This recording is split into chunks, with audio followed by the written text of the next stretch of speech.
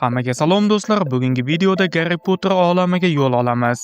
Ko'pchilikning e'tiboridan chetda qolgan Severus Snape qanchalik kuchli ekanligi va u yaratgan 7 ta la'nat haqida bugungi videoda gaplashamiz. Men Voldemort va Grindelwald haqida video qilmoqchiman. Bu video chiqishini istasangiz, shu video ostida 2000 ta like yig'ilishi lozim. Shunday ekan like bosishni va kanalga a'zo bo'lishni unutmang. Menimcha bu siz uchun qiyin emas. Men esa boshladim.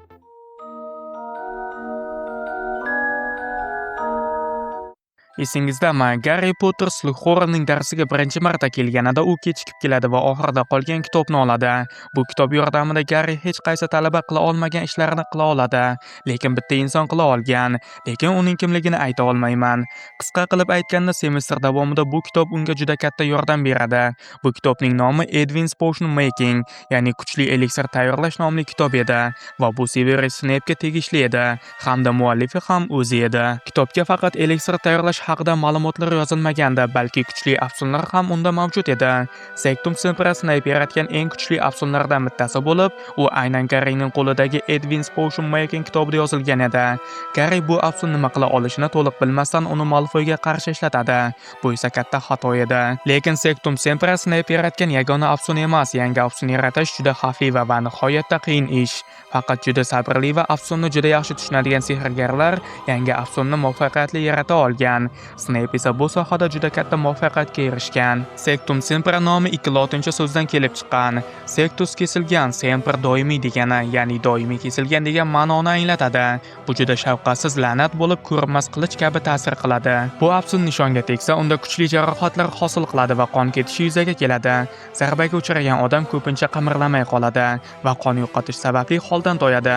Garri Sectum Semprani topgach, avval Malfoyga ishlatadi, keyin esa hatto Snape'ning o'ziga ham ishlatadi. Ammo afsunimni o'zimga qarshi qo'llashga qanday hadding sig'di, Potter? Ha? Tilsim shahzoda menman, Garri. Albatta Snape Garrining hujumini qaytara oladi, chunki Snape bu afsunni hammadan ham yaxshi biladi. Jangda George Weasleyning qulog'i kesilgandan so'ng u butunlay yo'qoladi, chunki la'nat orqali yetkazilgan jarohatlarni odatda davolab bo'lmaydi. Bundan tashqari Sectum Sempraga qarshi afsun Phoenix jamiyatiga ma'lum emas edi. Bu afsun sababli jarohatlangan odamni faqatgina Velnera Senentur afsuni bilan davolash mumkin edi. Velnera lotincha Velnus so'zidan kelib chiqqan bo'lib, jarohat degan, Senentur esa davolansin degan ma'noni anglatadi. Bu afsun Sectum Sempraga qarshi ma'lum bo'lgan yagona himoya yoki davolash usuli bo'lib, qon oqimini kamaytiradi, jarohatni davolaydi va la'nat ta'sirini yo'q qiladi. Bu afsun eng samarali ishlashi uchun afsun 3 marta o'qilishi kerakligi aytilgan. Birinchi aytilganda qon oqimi kamayadi, ikkinchi aytilganda jarohatlar bitishni boshlaydi, uchinchi aytilganda jarohatlar to'liq bitadi. Chaniq qolmasligi uchun yana Ditani deb ataladigan sehrli o'simlikdan foydalanish kerak. U eliksir tayyorlashda ishlatiladi va kuchli tiklovchi shifobaxsh o't bo'lib, jarohat ustida yangi teri o'sishiga yordam beradi. Keyingi afsun bu Levi Corpus. Levi lotincha levere so'zidan kelib chiqqan bo'lib, ko'tarish, korpus esa tana degani, ya'ni tanani ko'tarish degan ma'noni anglatadi. Snape bu afsunni qachon yaratgani noma'lum, lekin biz bu afsunni James Potter, Sirius Black, Remus Lupinlar talabalik davrida ham bilganligini bilamiz. Snape yaratgan ko'plab afsunlar aslida uning dushmanlariga qarshi o'ylab topilgan. Sirius Blackning aytishicha, Snape maktabga kelgan paytdayoq 7-kurs o'quvchilarining yarmidan ko'pidan ham ko'p la'natlarni bilgan. Lupinning aytishicha, ular o'qigan paytda Snape yo'lida bemalol yura olmagan, har lahzada kimdir to'piqdan osiltirib havoga ko'tarib yuborishi mumkin edi. Keyingi afsun bu Levi Corpusga qarshi ishlaydigan Libera Corpus afsuni. Libera lotincha ozod qilmoq, corpus esa tana, ya'ni tanani ozod qilmoq degan ma'noni anglatadi. Snape afsunlarining ko'pchiligida bir tendensiya mavjud.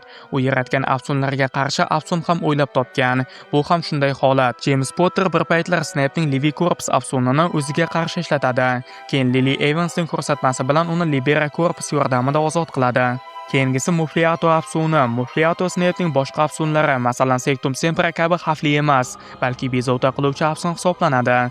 Bu afsun sehrgar atrofdagi odamlarning qulog'ini noma'lum g'uvillash ovozi bilan to'ldiradi.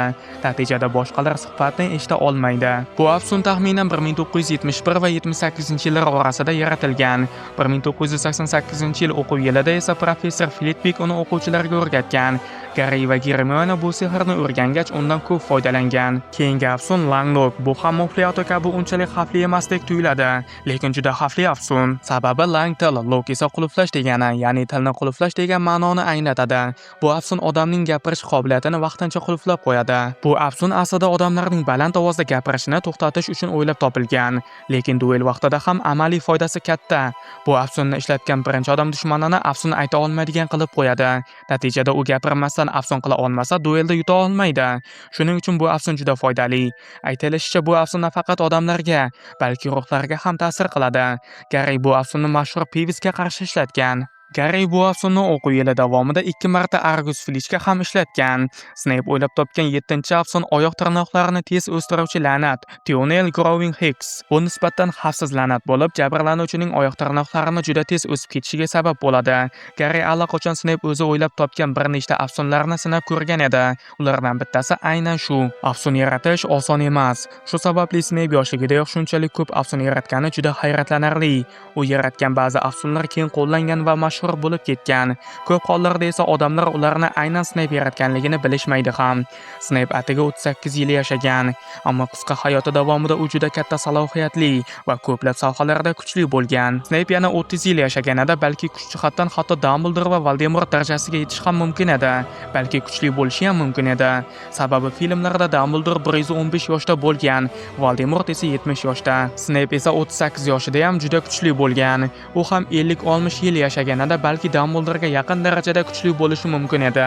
Siz nima deb o'ylaysiz? Snape omon qolganda qanchalik kuchli bo'lishi mumkin edi? Yana sizningcha Voldemort kuchlimi yoki Grindelwald? Bu haqida o'z fikringizni yozib keting. Keyingi videolarda ko'rishguncha sog' bo'ling, salomat bo'ling.